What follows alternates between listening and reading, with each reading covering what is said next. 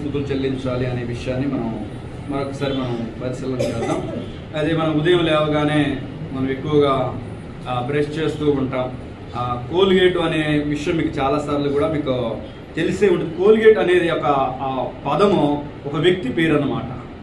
William Colgate అనే వ్యక్తి, ఆయన ఒక క్రైస్తవ కుటుంబంలో పుడుతూ ఉంటాడు.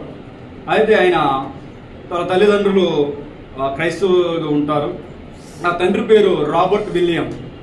అయితే వాళ్ళు దేవుని భక్తులతో యొక్క కుమారుని పెంచుతూ ఉన్నప్పుడు ఆ కుమారుడు కొంత వయసు వచ్చిన తర్వాత ఆయన ఒక సంస్థను స్థాపిస్తూ ఉంటాడు. అదే కోల్గేట్గా మనం చూస్తూ ఉన్నాం. ఈ కోల్గేట్ ఎందుకు నేను ఈ విషయం తెలియపరుస్తూ ఉంటున్నానంటే, ఆ వ్యక్తి చాలామంది విలేకరులు చాలామంది కూడా కొన్ని పుస్తకాలు రాసిన విషయం ఏంటంటే, నీ యొక్క కోల్గేట్ యొక్క ఏదైతే బిజినెస్ ఉందో ఈ వ్యాపారం ఎందుకు ఇంత అభివృద్ధి చెందుతుంది, కారణం ఏంటి, సీక్రెట్ ఏంటి అడిగినప్పుడు ఆయన చెప్పిన విషయం ఏంటంటే, నేను దేవుని మీద విశ్వాసం ఉంచుతాను, దేవుని మీద ఆధారపడుతూ ఉంటాను, దేవునికి నేను ఏ విధంగా సరే కృతజ్ఞత స్తుతులు చెల్లిస్తాను అనే విషయాన్ని చెప్పుకుంటూ వస్తూ ఆయనకి ఎంతైతే ఆదాయం వస్తూ ఉంటుందో అందులో 10% దేవునికి ఇచ్చేవాడట. ఆ విధంగా తాను దేవునికి కృతజ్ఞతలు చెల్లించే వ్యక్తులుగా ఆయన ఉన్నట్లు మనం చూస్తూ ఉన్నాం. అదేవిధంగా ఈరోజు సాయంకాల సమయంలో మనం కొలస్సీ రాసిన పత్రిక 1:16 వచనాన్ని మనం చదివినట్లయితే అక్కడ అపోస్తలుడైన పౌలు గారు ఆయన తెలియపరుస్తూ ఉంటున్నాడు. సరే, ఎపిసి రాసిన పత్రిక 1:16 వచనం మనం చదివినట్లయితే అక్కడ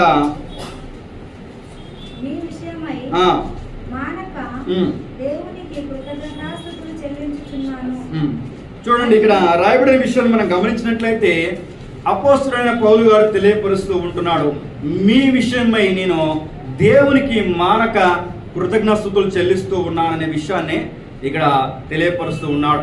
ఈ వచనాన్ని నేను ఎందుకు తీసుకున్నానంటే, మనము దేవునికి ఏ విధంగా కృతజ్ఞతలు చెల్లిస్తాం, దేవునికి ఏ విధంగా మనం కృతజ్ఞత కలిగి జీవిస్తాం అనే విషయాన్ని, ఆయన మన పట్ల చేసిన విషయాన్ని నేను చెప్పడానికి ఈ వచనాన్ని తీసుకున్నాను. మనం రోమపత్రిక మనం గమనించినట్లయితే 5వ అధ్యాయంలో అక్కడ దేవుడు మన పట్ల చేసిన కార్యాలను, మన పట్ల చూపిన యొక్క ప్రేమను అదేవిధంగా మనం తెలుసుకోబోతూ ఉన్నాం. మొదటి 5వ అధ్యాయం 1వ వచనం మనం గమనించినట్లయితే అక్కడ ఆ మాటను మనం అక్కడ మొట్టమొదటిగా ఆయన రాయిస్తున్న మాట ఏంటంటే, కాబట్టి విశ్వాసం మూలంగా మనము నీతిమంతులుగా తీర్చబడ్డాం అనే విషయాన్ని తెలియపరుస్తూ ఉంటున్నాడు. ఎందుకండి, విశ్వాసం మూలంగా మనమాట నీతిమంతులుగా తీర్చబడే విషయాన్ని తెలియపరుస్తూ అంటే, నమ్మిక ఉంచాము, మనము దేవుని మీద ఆధారపడ్డాము అంటే, విశ్వాసం లేకపోతే మనం దేవుని యొక్క వాక్యము మీద విశ్వాసం కలగలేకపోతే, పాస్టర్ గారు చాలా సువార్త చెప్తూ ఉన్నప్పుడు దాని మీద మనం విశ్వాసము ట్రస్ట్ అంటే నమ్మికించకపోతే మనము విశ్వాసంలో అభివృద్ధి చెందలేము, అదేవిధంగా నీతిమంతులుగా కూడా మనం తీర్చబడలేము అనే విషయాన్ని ఇక్కడ తెలియపరుస్తూ ఉంటున్నాడు. అందుకనే అపోస్తలుడైన పౌలు గారు ఆయన తెలియపరుస్తున్న విషయం ఏంటంటే, కాబట్టి విశ్వాసం మూలముగానే మనము నీతిమంతులుగా తీర్చబడ్డాము ఆ విధంగా తెలియపరుస్తూ మనం అదే కంటిన్యూగా మనం చదువుకున్నట్లయితే, మన ప్రభువైన యేసుక్రీస్తు ద్వారా దేవునితో సమాధానం కలిగి ఉందము అనే విషయానికి కూడా తెలియపరుస్తూ ఉన్నాడు. అంటే ఇక్కడ నేను చెప్పవలసిన విషయం ఏంటంటే, మనం విశ్వాసము ద్వారా నీతిమంతులుగా తీర్చబడ్డాం కాబట్టి దేవునికి మనము కృతజ్ఞత స్తుతులు కలిగి జీవించే వ్యక్తులుగా మనం ఉండాలి అనే విషయాన్ని మీరు గుర్తుంచుకోండి. అదే అధ్యాయం మనం గమనించినట్లయితే, మనం 6వ వచనం మనం గమనించినట్లయితే 5వ అధ్యాయం 6వ వచనం గమనించినట్లయితే, మనం ఇంకా బలహీనులమై ఉండగా క్రీస్తు యుక్త కాలమున భక్తిహీనుల కొరకు చనిపోయాము, నీతిమంతుల కొరకు సహితము ఒకడు చనిపోవుట అరుదు, మంచి వాని కొరకు ఎవడైనా ఒకవేళ చనిపోవ తెగింపవచ్చును. అయితే దేవుడు మన ఎడల తన ప్రేమను వెల్లడిపరుచుతున్నాడు. ఎట్లనగా మనం ఇంకనూ పాపులమై ఉండగానే క్రీస్తు మన కొరకు చనిపోయాడు. చూడండి, ఇక్కడ విషయము మనం ఇంకను భక్తిహీనులమై ఉండగానే అనే తెలియపరుస్తూ ఉన్నాడు. ఇంకో విషయం ఏంటంటే, ఒకవేళ నీతిమంతుని కొరకు చనిపోతే పర్వాలేదు, కానీ పాపుల కొరకు చనిపోవడానికి ఎవరు కూడా ముందుకు రావట్లేదు. ఎందుకంటే నీతిమంతులకు చనిపోవడానికి ఎవరైనా అరుదు. ఒకవేళ చనిపోతే పర్లేదు, ఆయన నీతిగా జీవించాడు కాబట్టి ఆయన కోసం చనిపోవడానికి ఒకవేళ త్యాగం చేయొచ్చు. కానీ మనం పాపులమై ఉండగానే, మనం దోషులమై ఉండగానే, మనకు శిక్షకు అర్హులై ఉండగానే, మనం నరకానికి పాత్రలై ఉండగానే, మనము ఈ లోక సంబంధమైన విషయాల్లో ఉండగానే క్రీస్తు యుక్తకాలంలో నీ కొరకు నా కొరకు తన యొక్క రక్తాన్ని కార్చాడు అనే విషయాన్ని ఇక్కడ అపోస్తలుడైన పౌలు గారు తెలియపరుస్తూ ఉన్నాడు. అందును బట్టి మనం దేవునికి కృతజ్ఞతాస్తుతులు చెల్లించాలి. ఇక్కడ యేసుక్రీస్తు ప్రభువు వారు నా కొరకు చనిపోయాడు కాబట్టి ఆయన్ని కృతజ్ఞతలు చెల్లిస్తూ ఉన్నాను. ఎందుకంటే ఆయన చనిపోవటము సమాధి చేయబడి తిరిగి మరలా ఆయన పునరుద్ధరణుడే 3వ దినం లేచి ఉన్నాడు.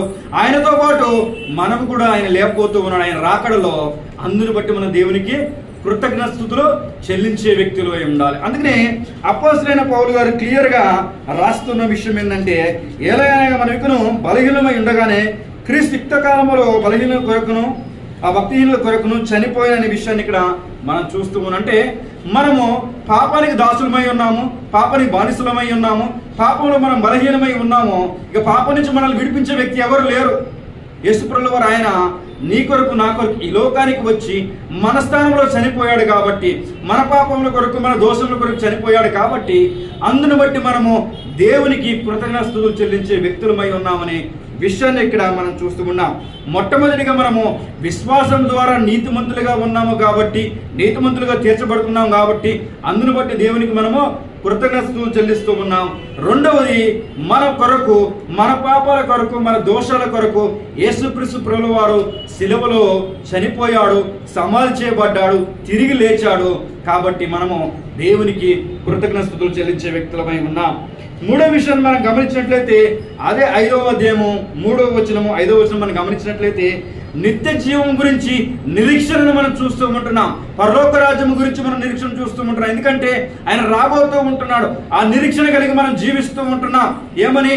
యేసుప్రభువు వారు నా పాపాలను, నా దోషాలను, నా మీద ఏదైతే నరకనిపోవలసిన ఆ శిక్ష ఉందో ఆ అడ్డుగోడను, ఆ పాపాన్ని ఆయన తొలగించి ఉన్నాడు. కాబట్టి మనము నిత్య జీవం పొందాలి అంటే ఆయన ఎందుకు మనం విశ్వసించాలి, ఆయన ద్వారా మనం నీతిమంతులుగా తీర్చబడాలి, ఆయన నా కొరకు చనిపోయడం మనం ఒప్పుకోవాలి, ఆయనతోనే మనం సమాధి చేయబడి తిరిగి లేపుతాడు. కాబట్టి ఆ నిరీక్షణ అనేది మనకి నిత్య జీవాన్ని ఇస్తూ ఉందనే విషయాన్ని మనం చూస్తూ ఉంటున్నాం. అందుకనే మనం 5వ అధ్యాయం 3-5 వచనాలు మనం గమనించినట్లయితే అక్కడ కూడా ఆయన క్లియర్ గా మనకి చెప్తూ ఉంటున్నాడు. ఎట్లనగా ఈ నిరీక్షణ మనల్ని సిగ్గుపరచదు, మనకు అనుగ్రహింపబడిన పరిశుద్ధాత్మ ద్వారా దేవుని ప్రేమ మన హృదయంలో కుమ్మరించబడింది.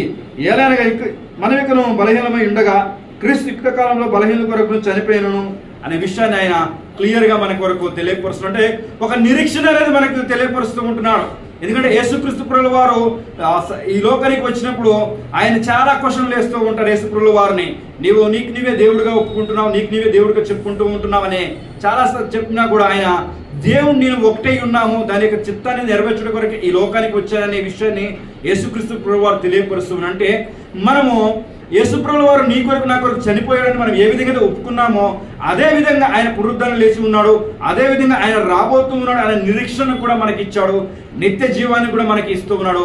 అందుని బట్టి కూడా మనము కృతజ్ఞతలు చెల్లించే వ్యక్తులు ఉన్నాం. మొట్టమొదటిగా మనము విశ్వాసం ద్వారా నీతిమంతులుగా తీర్చబడి ఉన్నాము, అందుని బట్టి దేవునికి కృతజ్ఞతలు చెల్లించాలి. రెండవది, మన పాపులమై ఉన్నాం, మన దోషులమై ఉన్నాం కాబట్టి నీ కొరకు నా కొరకు యేసుక్రీస్తు ప్రభువు వారు మన స్థానంలో శిలువలో చనిపోయాడు, సమాధి చేయబడ్డాడు, తిరిగి లేచి ఉన్నాడు. కాబట్టి అందును బట్టి మనం దేవునికి కృతజ్ఞతలు చెల్లించాలి.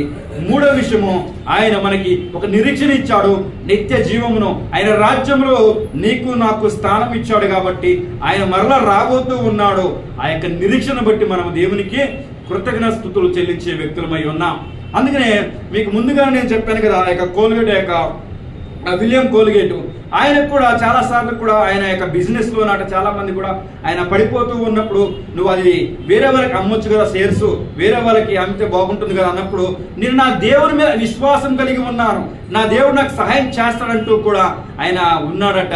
ఆ ఎప్పుడైతే విశ్వాసం కలిగి మనం ఉంటామో, ఎప్పుడైతే దేవుని మీద నమ్మకం కలిగి ఉంటామో, ఆ నమ్మకం కలిగినప్పుడు ఆయన మనకి సహాయం చేస్తూ ఉంటాడు, ఆత్మీయమైన ఆశీర్వాదాలు ఇస్తాడు, శారీరకమైన ఆశీర్వాదాలు కూడా మనకి ఇవ్వటానికి దేవుడు ఆయన మనకి దగ్గరగా ఉన్నట్లు మనం చూస్తూ ఉన్నాం. అందుకనే ఆ యొక్క ఏదైతే మనం విలియం కోల్గేట్, ఆయన కోల్గేట్ గా ఆ ఇంటి పేరుగా మార్చబడి ఉంది. ఆయన ఒక ప్రొడక్ట్ కే చెప్పాడు విలియం అదే కోల్గేట్ అని, కానీ ఇప్పుడు ఆయనను పిలుస్తూ ఉన్నారు, మీ ఇంటి పేరు విలియం, అదే మీ ఇంటి పేరు కోల్గేట్, నీ పేరు విలియం కదా అని అంటూ ఉంటారు. కానీ మనం ప్రపంచంలో ఎక్కడ చూసినా కూడా ఆ కోల్గేట్ మనం వాడుతూ ఉంటాం. చూడండి, దేవుడు ఇంత ఆశీర్వదించడానికి కారణం ఏంటంటే దేవుని మీద విశ్వాసం కలిగి ఉన్నాడు, దేవుని మీద నమ్మకం కలిగి ఉన్నాడు, దేవుని మీద నిరీక్షణ కలిగి ఉన్నాడు అనే విషయాన్ని ఆయన చెప్తాడు. ఆయన తన యొక్క ఏదైతే అమౌంట్ వస్తుందో ఆయన బిజినెస్ లో, అందులో కూడా ఆయన 10% భాగం ఇచ్చి దేవుని గణపరుస్తూ ఉంటున్నాడట, దేవుని కొనియాడుతూ ఉంటున్నాడట. అయితే మన ఈ 3 విషయాలు మనం తెలుసుకుంటున్నాం. విశ్వాసం ద్వారా నీతిమంతులుగా తీర్చబడ్డాం కాబట్టి దేవునికి మనకు కృతజ్ఞతలు చెల్లిస్తున్నాం. మన పాపల కొరకు ఆయన చనిపోయాడు కాబట్టి, ఆయన చనిపోయి సమాధి చేయబడి పునరుద్ధరణుడు కాబట్టి అందుని బట్టి మనం దేవునికి కృతజ్ఞతలు చెల్లిస్తూ ఉంటున్నాం. మనకి నిత్య జీవాన్ని ఇస్తున్నాడు కాబట్టి మనకి ఒక నిరీక్షణ అనేది ఉంది. ఇక నేను చనిపోయినా పర్వాలేదు, నాకు ఒక పరలోక రాజ్యం ఉంది. ఎందుకంటే నేను యేసుక్రీస్తు ప్రభు వారు నమ్ముకున్నాను. యేసుక్రీస్తు ప్రభు నా స్థానంలో చనిపోయాడు, ఆయన సమాధి చేయబడి తిరిగి లేచి ఉన్నాడు కాబట్టి ఆ నిరీక్షణ బట్టి మనమాట దేవునికి మనం కృతజ్ఞతలు చెల్లించే వ్యక్తులమై ఉన్నామంటూ ఇక్కడ నేను చెప్పాలనుకుంటున్నాను. అందుని బట్టి మనం దేవునికి కృతజ్ఞతలు చెల్లిద్దాం. మనం ప్రార్థన చేసుకుందాం.